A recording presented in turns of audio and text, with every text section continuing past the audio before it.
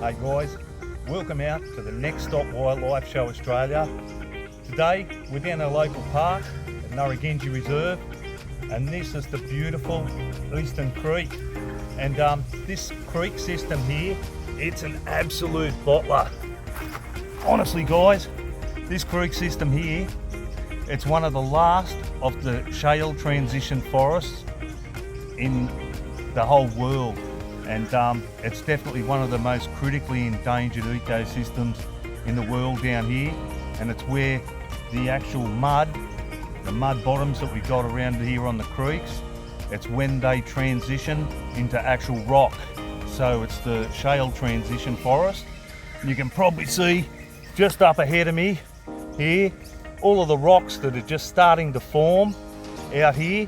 And over the course of time, give it another 1,000 years or so, and all of this area, this shale transition forest, would have already been turned to all rocks. So the transition will probably... It's actually absolutely stifling the heat.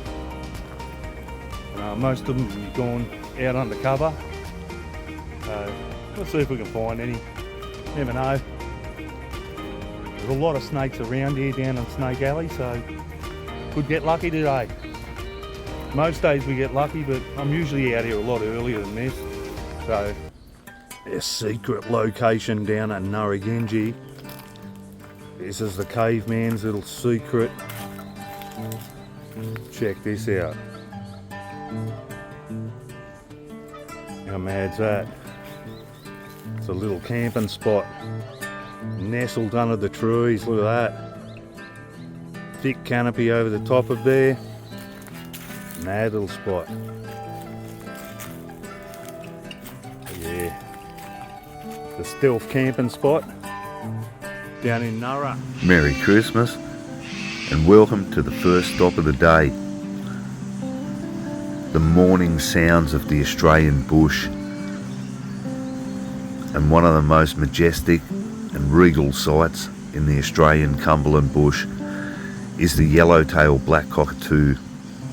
And he'll put his ear down to these limbs and he'll be able to hear the borers down deep inside the wood. And then he'll extract the borers with this massive beak. And this is the female. You can tell she's got the white beak and slightly different colorations, and she hasn't got the pink around the eyes like the male's got. And as you can see here, she's peeling back the bark, and then that beak has a specific design to really dig into these eucalypts and gums and extract the borers. And it's a symbiotic relationship between the yellow-tailed black cockatoo and the eucalypts.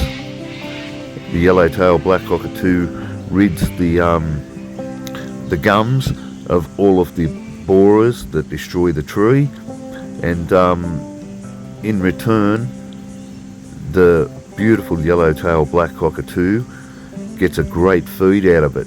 So a beautiful symbiotic relationship there. They both take care of each other and benefit mutually from their relationship. Look at that beak just ripping in. So great first stop out here on the Cumberland on the Christmas special. Amazing yellow-tailed black cockatoo of the Cumberland.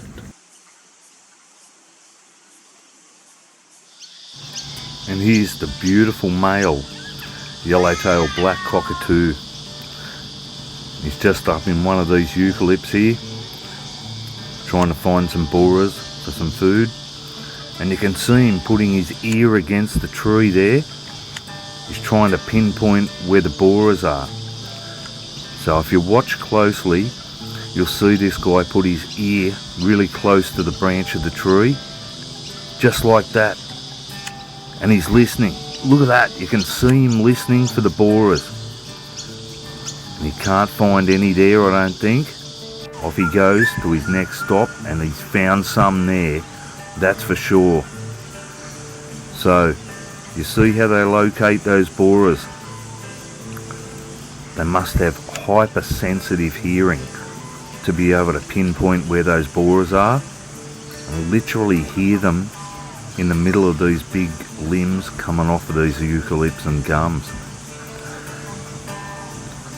So pretty amazing that. And he'll dig in here and he'll definitely find something, or she will rather. This one's the female. Powerful beaks, majestic birds. Okay, we might let her to her devices, dig out some borers, and we'll head off to the next stop and see what we can find today. An absolute stinker of a summer's day, mate, I tell ya. Stoinker.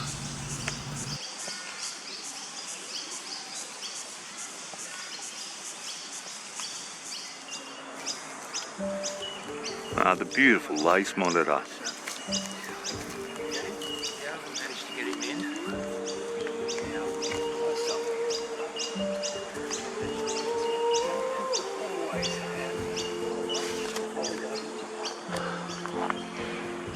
Here we are on the next stop, and we found beautiful lace monitor.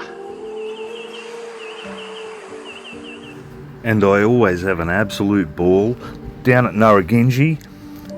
Bump into a lot of people that are taking photos and enjoying a bushwalk, and I quite enjoy taking people around and showing some of my favourite spots. And just here is one of my favourite spots for lace monitors. It was just great that it performed. It's well, this week alone I've seen 7 lace monitors, so always performs down the park. And this is the largest apex predator lizard on the Cumberland Plains. Far exceeds any other lizard, and this guy can grow to over 2 meters long, and their claws are like razors. Beaded scales like an armour. Yeah, they're the king of the Cumberland, unrivaled. Even the brown snake is no match for these guys. They're immune to the brown snake. They actually literally eat brown snakes for breakfast, eh? And next stop looks like just a young Australian raven.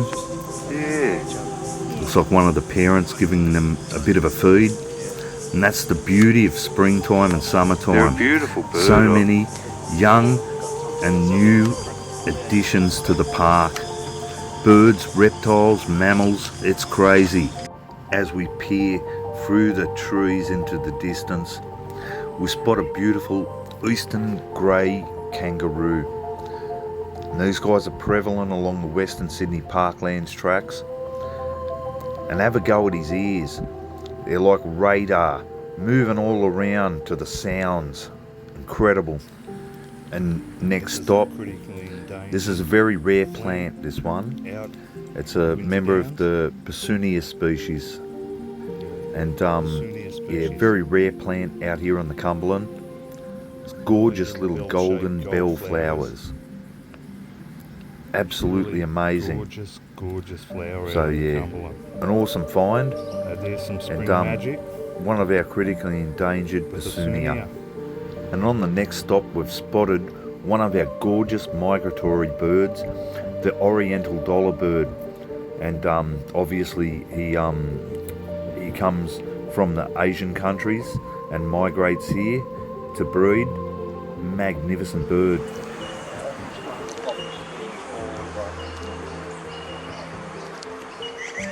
And the next stop we've got an absolute ripper, one of the target species for the day, and it's the crested hawk or Pacific bazza.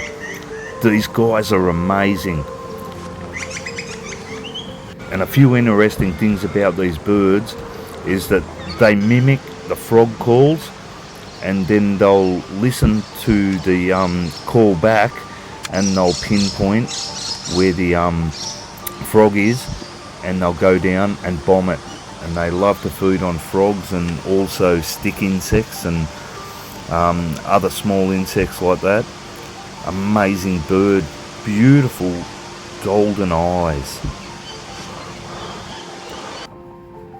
And next stop, we've got a beautiful Sydney Basin short-necked turtle, and a lot of reptiles out in this warm weather, but usually just earlier in the morning and late afternoon. They don't sunbake very often around midday. It's just too hot in this weather. So yeah, amazing. The Sydney Basin short-necked turtle, and this is just around the Colloby Centre area, and the animals are ever expanding around the World Gardens and the Fountain and the main centre of Narragansett. It's one amazing little park out here. Oh, next stop's an absolute bottler. Wouldn't be the same if I didn't spot at least one red belly for the day down in Narragansett. And look at this guy. There's an opening just further up here, up near the top of the log here, so he'll be headed for that. And he's headed straight for me. But if I don't move too much, he'll just go about his business and go up into his little hollow. Oh, it's just up here. What an amazing snake, the red belly. And I've been watching this guy for a while. Oh, up he goes, look at that. Going up into his hollow. And then he goes, getting out from the midday sun. Just too stifling hot. He's not in any hurry to get into his little hollow there. And you can see the red belly there. That's why they call him the red belly black snake, obviously. And gets a lot brighter during breeding season and when they've shed their skin. Probably due to shed his skin soon. He's a little bit on the dull side. And off he goes into his little hollow, and that signals us we better get out and find out what we've got on the next stop. Absolute bloody ripper of a stop on Narragansett. Never fails, this place. It is absolute bliss. So come and check it out. If you want a nice walk that's not too far, you don't have to walk a country mile to see a lot of wildlife here. Let's hit the road to the next stop. Bobby Dazzler. How mad's that? Tiny lace monitor. Mad little lace monitor. Just climbing up the tree here. Beautiful lace monitor. And after spending most of the first 12 months down on the ground, they venture up into the tree. And this will be one of the first times this guy's ventured up into the top of the trees. They're usually prone to being attacked by all sorts of birds. He's only quite small, this fella. Not much of him at all. And that tree's so smooth, you can see how they can grip the smoothest surfaces. Even a 6-foot lace monitor will be able to climb this with ease. Spectacular colours on these guys. And he makes his way up to the tree, and he sensed something in that hole there. You can see him flicking that tongue down there. So he's checking out that little hollow there. There must be something inside. He's sitting up there having a bit of a sunbake, and luckily there's no predation from birds, and he's quite relaxed up there. He's so small, it's unbelievable.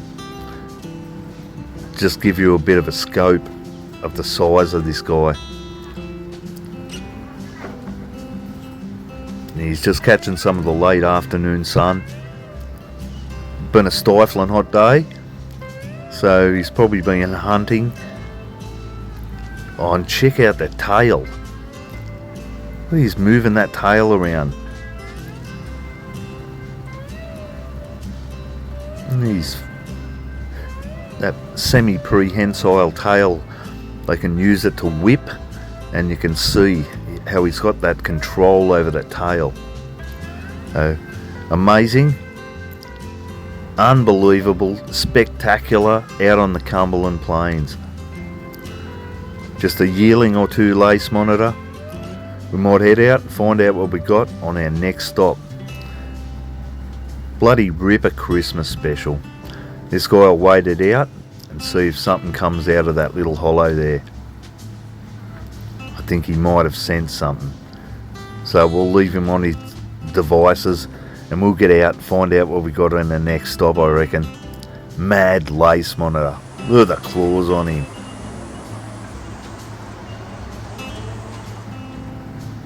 Oh, what a ripper on the next stop. We've got a beautiful violet winged phasphid, and they're like in the stick insect family, and you can see the two of them are here in the act of mating. It's unbelievable. Oh, look what we got here. It's the bell miner. Rarely seen but always heard, and thought I'd bring you some footage. Quite a beautiful olive green colour. They look quite similar to the noisy miner. And the next stop, the kookaburra, the East Coast iconic bird, amazing, gorgeous, spectacular bird. And what a hunter these guys are. They like to nest in the termite nests that are up in the trees, and they feed on all sorts of prey. Olive-backed oriole, beautiful next stop. And as we head back to the car, we see the gorgeous sacred kingfisher, one of the migratory birds that comes back from Papua New Guinea and Indonesia and Southeast Asia, and he comes here to nest and to mate, and be looking for a good feed of cicadas. This place is just overrun with cicadas. Some of the most beautiful blues and all different tones of blue as well. The gorgeous sacred kingfisher, and plenty of them down at Narragansett, an expanding colony. So on the next stop, beautiful sacred kingfisher. See what we got on the next stop. Oh, wicked. It's starting to get later on in the afternoon, and we've spotted a gorgeous Nankeen night heron. They're amazing hunters. They come out to hunt the frogs in the night time. Beautiful, beautiful bird. And it's the first one I've actually had the pleasure of filming in Narragansett. Mad. And the sun just beaming down on this mad summer's day, and we've just spotted a lace monitor over in this section of the Cumberland Plains, behind that big burnt iron bark just here. Try and sneak around, get some footage of him. Yeah, prime lace monitor territory. Have to sneak up on him. He'll be able to hear us coming. Keep our eye out. There could be brown snakes, red bellies. He's just running over here. Probably up on this side of the tree. Ah, there he is. And there's our first lace monitor of the day. As you see, just a young lace monitor. Such a healthy population of lace monitors down here in Narragansett. Go and get the big camera, get a bit better footage of this guy. Oh, beautiful young lace monitor. And these guys will be raiding bird nests at this time of the year. Looks like this guy, he's only a little fella, this guy. He's just resting here out of the sun, out of the midday sun. It's about 11 o'clock or so, so yeah, you'll be feeling the pinch from the midday sun. Lace monitor. Great assortment of lace monitors out here. Narragansett Reserve. Next stop, up close and personal. Little juvenile lace monitor. The park's renowned for lace monitors. So many of these beautiful little lace monitors down here. All age groups too. It's a special park when it comes to the lace monitors and the red bellies. Plenty of red bellies. Let's give you a look at the patterns on this guy. Incredible. And already at this age, this guy is showing me who's boss, or trying to.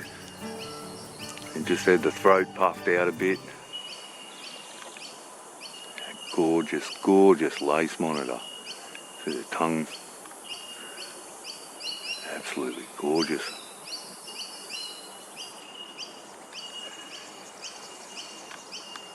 So many beautiful lace monitors down here. I love this park. Look what else we got. Oh, look at that.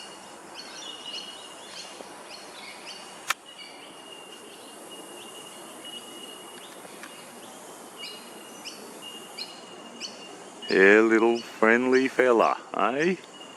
Hey, look at the pouch puffed out underneath the throat.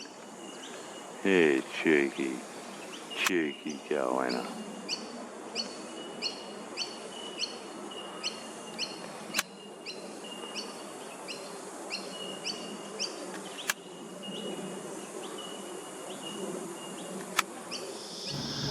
Now one of these days we might get to the car and stopping off every 5 minutes for an animal. Here we have the beautiful eastern rosella, found all up and down the eastern coast of Australia, and one of the most beautiful parrots out on the Cumberland Plains. The colours, the patterning, they're world famous, these guys, and they're one of my favourite birds in the whole world, the eastern rosella. Gorgeous grassland birds, like to feed on all of the seeding grasses, the millet seeds, and they also like the wetlands, and they're quite at home on the Cumberland Plains and the dry plains in inland western New South Wales. Beautiful, beautiful animal. We have many nesting pairs down here at Narragansett. So we might head off, and we might head off home, as long as we don't get ambushed by another animal. Beautiful eastern rosella. Had to stop and film you. You're just gorgeous. You are. You're a cheeky bird. Alright, I'll have to say goodbye to you, and we'll head off. Might get home.